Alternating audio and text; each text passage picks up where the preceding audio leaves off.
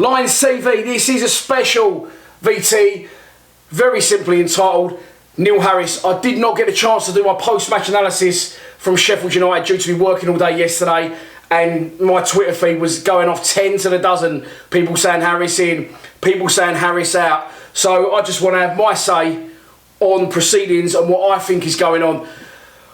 Listen, let's kick off and just tell you straight away that I am very much Harris in. And the reasons behind that is this. 2 years ago, that wasn't the case. You know, this is how I see it. After we lost away to Walsall, it was our fourth straight defeat and we sat 19th in League One. I wanted him out. I don't think I even said that on the channel, but I just thought he'd run out of ideas and I just thought we'd taken it as far as we could. I was wrong. From that day forward, we never looked back, and we've had an unbelievable 2 years, which has seen us not only get promoted but go to Wembley twice. He's seen us get to an FA Cup quarter-final. He's seen us beat the Premier League champions in the FA Cup, and it's been a phenomenal, amazing 2 years for us as a fan base. And then, of course, on top of that, our first season back in the Championship, we go and finish 8th. Now, I feared this would happen. What's happening right now, people are on his bollocks saying Harris out, and I don't think it's right. You can't tell me he's a terrible manager when he's achieved what he's achieved over the last 2 seasons. Yes, his tactics are basic.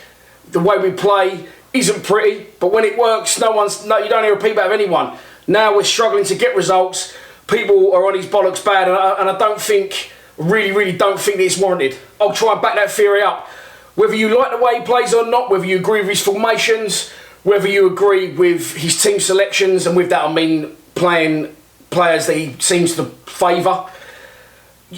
Many times, many occasions this season, he has managed our team into winning positions.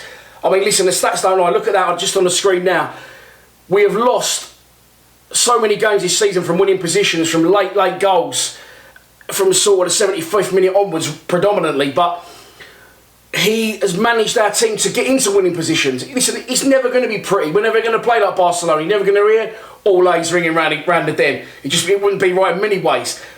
He has got us into them positions, and for one reason or the other, now I'm not saying it's his fault, I'm not saying it's the players' fault, we've let those leads slip and we've let teams come back into it and then eventually turn us over.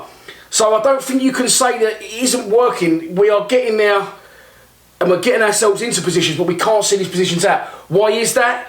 Is it an experience thing? Not really, because we've got the same team pretty much as last year. This is the only thing I can think. If you look at our team now to the team that we're on the 17-game unbeaten run with, we've got a new goalkeeper in Ben Amos. Okay, we haven't got Ben Marshall. We went after him, but we didn't get him because our club structure, wage budget-wise, won't allow that. So that's not down to the gaffer. We also lost George Saville because he threw his toys out of the pram and he wanted to leave and go to Middlesbrough to further his career, in his opinion.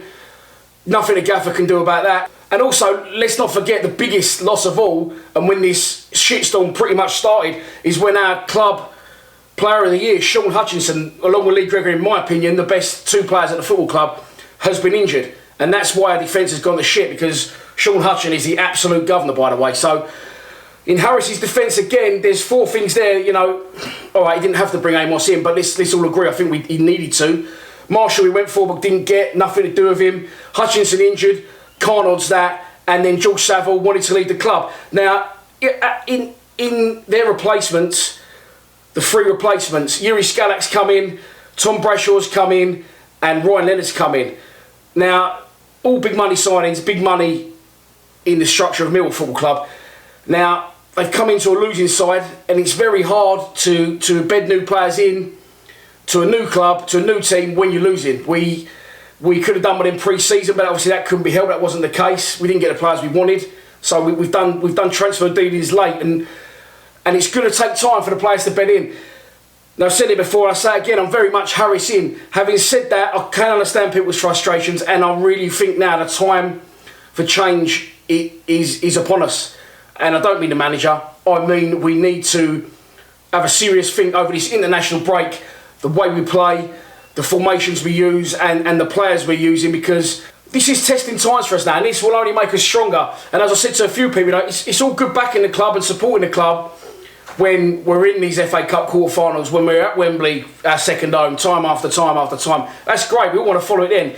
But the time when you need your fan base to dig in and support your team, your club, the manager and the players is you need to dig in at times like now when you're in the shit, when your backs are against the wall. There should be loads of us going on Forest on Wednesday night. There's not going to be because one, we're doing shit, two, it's on the red button. But this is when you need to stick together. This is when you need to show you're a true supporter and back your club. If Neil Harris goes, who are you going to get?